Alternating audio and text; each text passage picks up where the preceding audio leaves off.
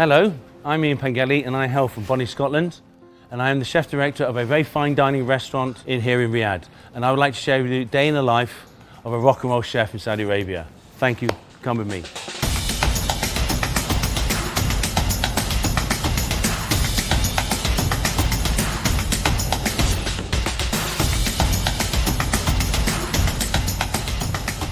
What brings me to Saudi Arabia? Obviously, restaurant scene. It was undeveloped, and I've had the opportunity to create and develop the restaurant scene in the whole of Saudi Arabia, and it's been a fantastic experience for me so far.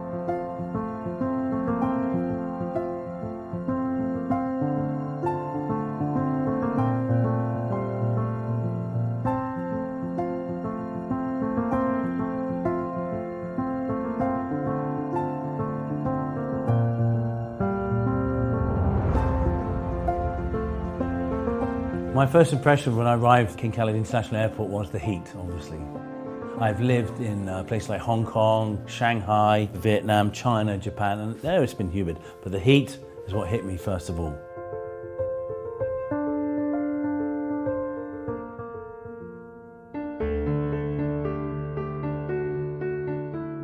I've been living on and off in Riyadh for about 7 years. First I lived in a hotel, wasn't much crack, wasn't much fun. You know, didn't really know anybody, didn't really know the restaurants. And then suddenly I moved into a compound. We had a few more Brits there, some nice Lebanese people. And then I started to make friends with the local people. And you know, suddenly they take you out, like I said before. Now I go out every night to eat at different restaurants. And it's who you know, really, because one person might know a good Saudi restaurant, one person might know a good chicken burger restaurant, a Japanese restaurant, Chinese. I know a lot of chefs in Riyadh. And now there's so many new brands and new faces and new restaurants, and they're really well-known brands are coming, and a lot of old chef friends are arriving. So I go and hang out with them, I eat their food, they come and visit me, and they eat my food. You know, and it's nice to bounce ideas off other chefs, you know. And so I'm really pleased that so many new brands are coming to Riyadh. The scene is getting bigger, better, much slicker, and much more sexier.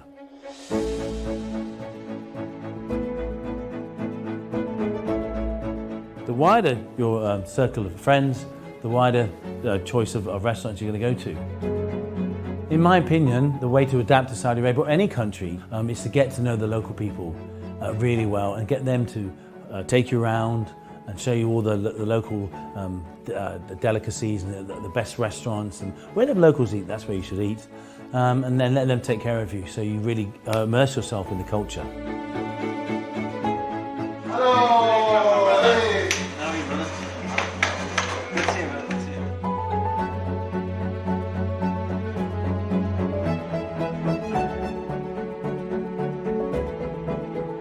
Since being in Saudi Arabia, I've had the chance to, I've been to Jeddah. We opened a lovely restaurant there, another Miyazu. It's a beautiful restaurant, great food obviously.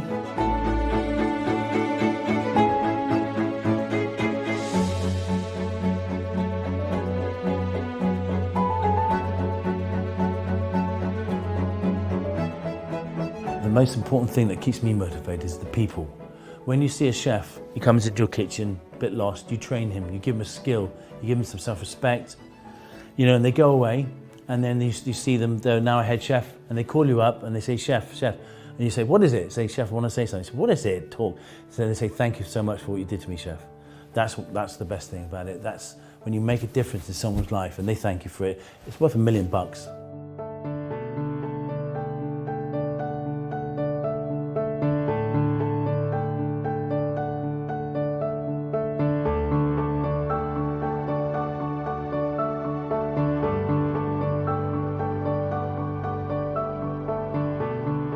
When you have people you know and love that come into the restaurant and you serve them beautiful plates of food and they see them so happy. When someone has a special occasion, a birthday or anniversary, they're coming in and you know them, you go up and say hello to them, you make their night so special and they walk away really, really happy. That's what makes me, that's what turns me on. The people, the guests.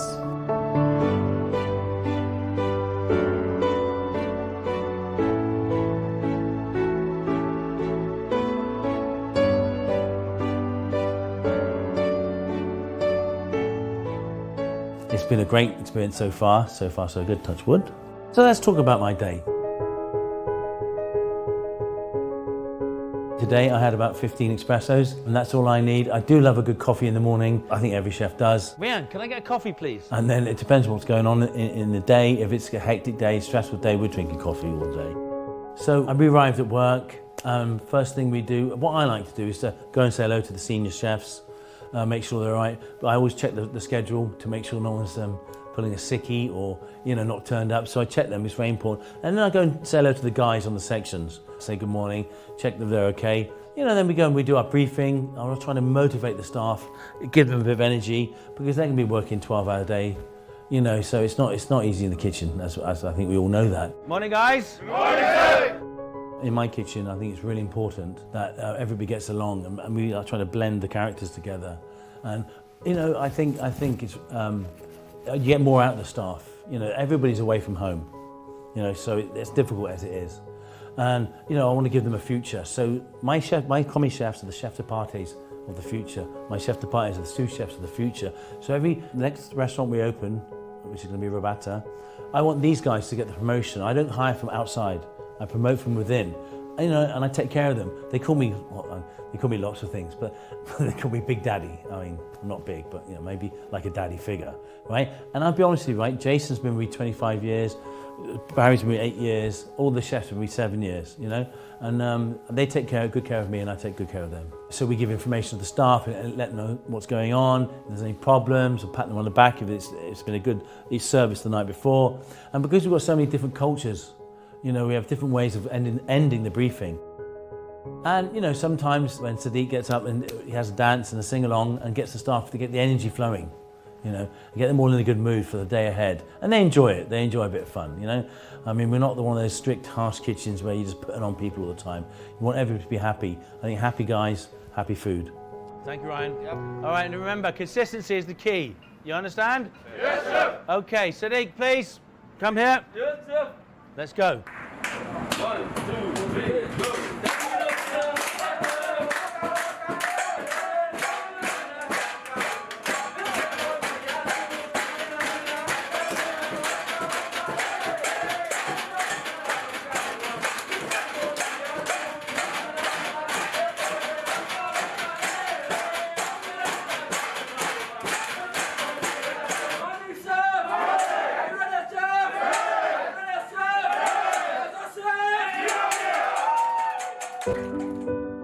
And then I like to feed myself. So I like to have a bit of breakfast.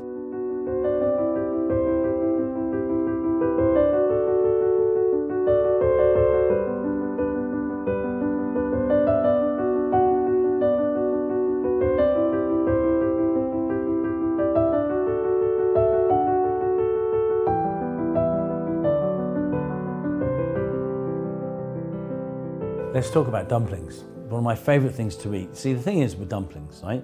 You go into any dumpling restaurant, anywhere in the world, a good one, and you can order 10 plates. So you have 10 things to try. So the amount of choice and the amount of flavours you can have is fantastic. It's the only way to eat. I'm not into like starter, main course, dessert. That's boring for me.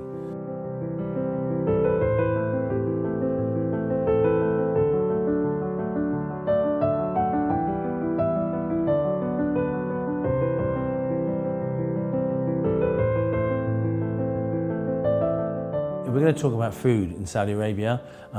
We talk about makfoon, which is fantastic. But me and the guys, we like to get together and go have some kapsa and just get some nice chicken, some nice rice. We sit there, eat with our fingers, enjoy the moment and love it. It's very, very, very tasty. I recommend it to anybody who's coming to Saudi Arabia.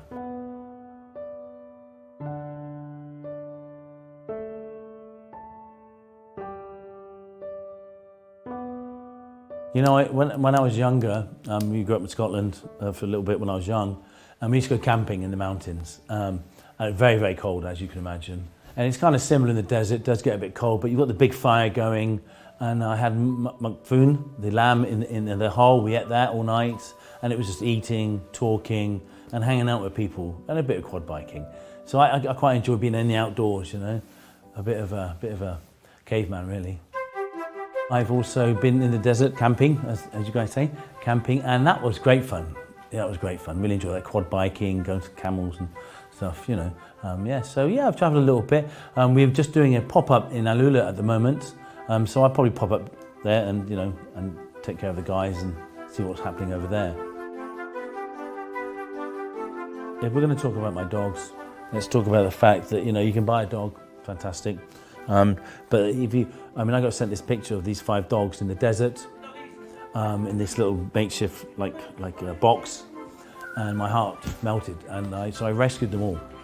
And unfortunately, 4 of them died. They had various diseases. They're in a really bad way. The mother's eyes were all closed, and they're not house trained, which is a bit annoying.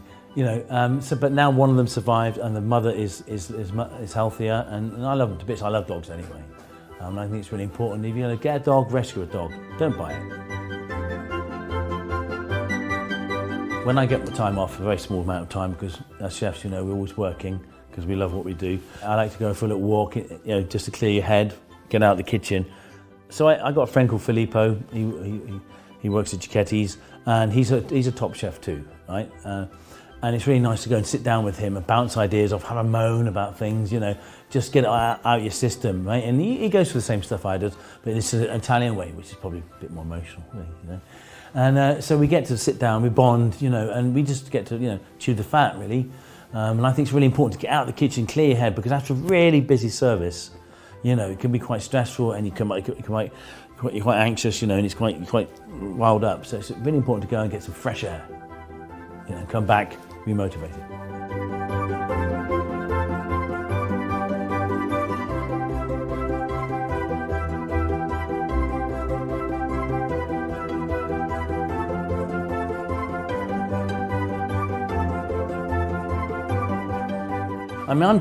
I'm in the gym playing ping pong. I am actually the compound champion at the moment. Everybody knows I like ping pong, and Barry thinks he's like an extremely fantastic player. But obviously, today I showed him that he wasn't. But we're not competitive really. We love each other really as chefs and work colleagues.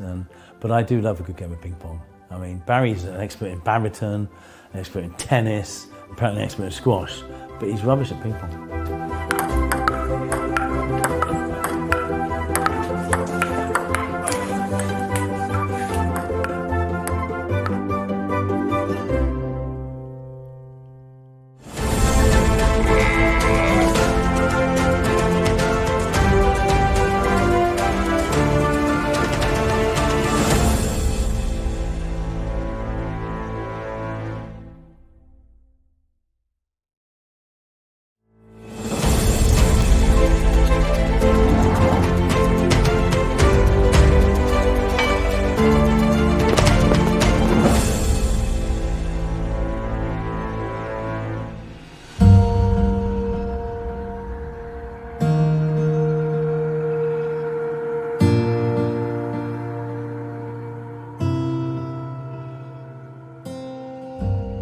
The thing I miss the most about home is the change of seasons.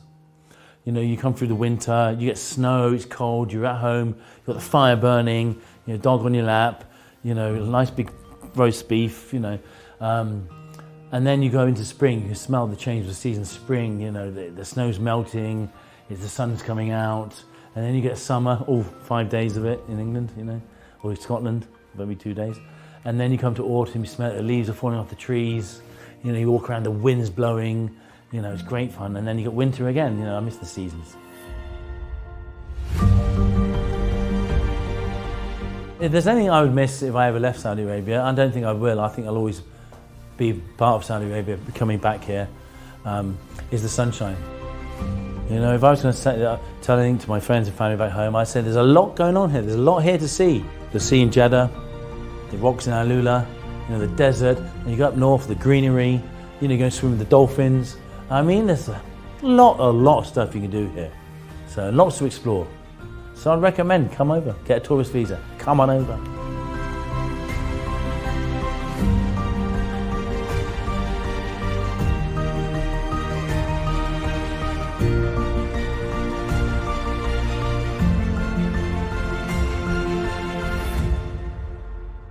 I've always been away from my family. I left when I was 19 to go to Hong Kong, and I stayed away for 11 years. So I kind of, also my family in the military, so we're always moving around. My dad was away a lot. But you have to make similar, situation scenario where you are. And also I've got the love of the kitchen, you know, so that keeps me very, very well occupied. And I got this team of young guys and girls that's just fabulous, you know, so you're constantly occupied anyway. So, and then you got FaceTime now, so it's not a problem.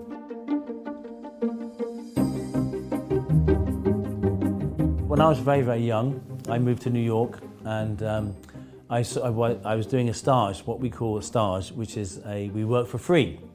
And so you go into other kitchens, work for other chefs, and they put me with the Japanese sushi master. And I can tell you it was one of the most incredible experiences of my life, but also one of the worst. And all I did was wash rice. And one day he said to me, okay, you know, you can clean the salmon. So I thought cleaning the salmon, that'd be fantastic. So I'm cleaning the salmon. Then he comes running down. I hear this clip, clip, clip, clip, clip, clip, and then he starts screaming at me, screaming. And I was like, what have I done wrong? Apparently I was doing it too vigorously, so I was back on rice for the next 6 months. You know, but eventually they do share their secrets with you, and they do teach you. So that's my first experience of rice in a Japanese restaurant. Where it all started for me was I left school with no qualifications. I didn't know what I was going to do, ran away from home, ended up working as a kitchen porter in this one-star restaurant, and I didn't mind it. I didn't mind hard work, so my pots and pans were clean. And one day the chef had a big fight with one of his chefs, and he fired one. And then he just turned around and said, "Oi, Ginger, come here." And I said, "What? Come running over." He said, "You're cooking now." And he started to teach me how to cook, and I couldn't believe how much I enjoyed it. You know, the beautiful plates of food, the creativity, the camaraderie. It was fantastic. I knew then that's what I wanted to do. And he moved to Hong Kong. Now, as a child, I lived in Hong Kong. My father was in the military. And he said, "Do you want to come to Hong Kong with me?" Well, you all know the answer to that. I went to Hong Kong, and I spent 11 years in Asia. And so I went to Vietnam, I went to China, went to Japan, went to Korea, went everywhere. Traveled. I was soaking up knowledge.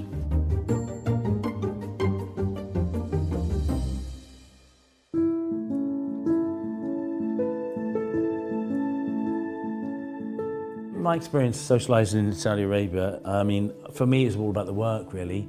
And then, I mean, we get invited to embassy parties, we get invited to events, like our suppliers take us out, we go to factories, we go to warehouses, we go to markets. I mean, for a chef, that's what we do.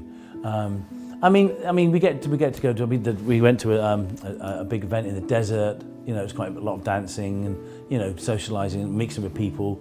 But we generally spend a lot of time in the kitchen, really.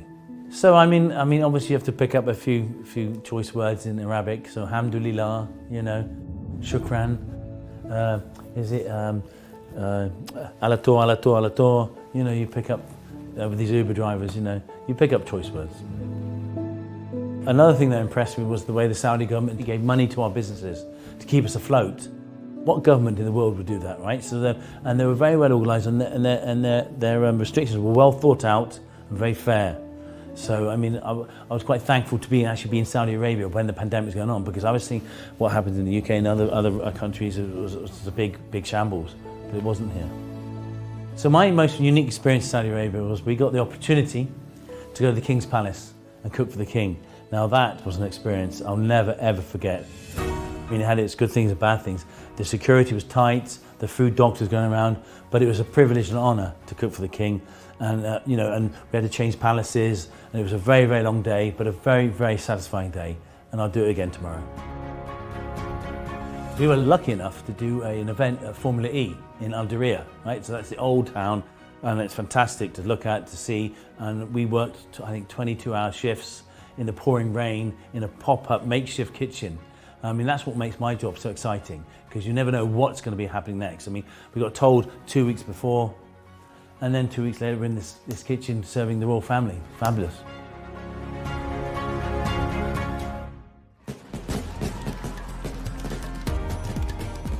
It was amazing when Riyadh season happened. I think 150 restaurants descended on Riyadh, and that is only good for the scene, actually. The more restaurants that we have in Riyadh, the more people are going to go out and enjoy it rather than stay at home cooking.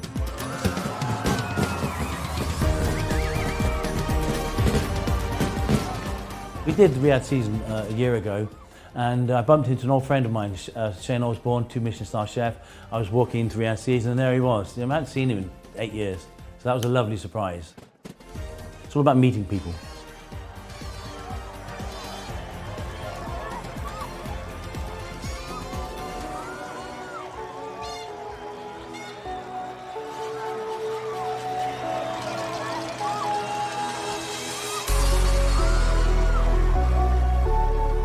I do like the new music scene in Riyadh, actually, or in Saudi Arabia. I had one of my DJ friends come over from Dubai who was performing, great guy, hadn't seen him for a very long time. Unfortunately, I had to work, so he just came over, visited me for an hour, and then off he went to perform at Middle East, and apparently he was epic.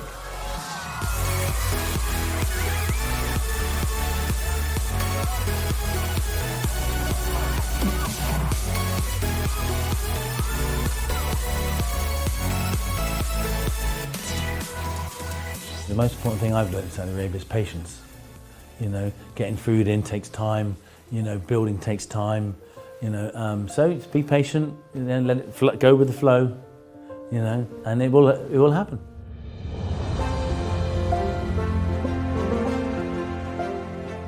What a day I've had today. It's been great with the crew.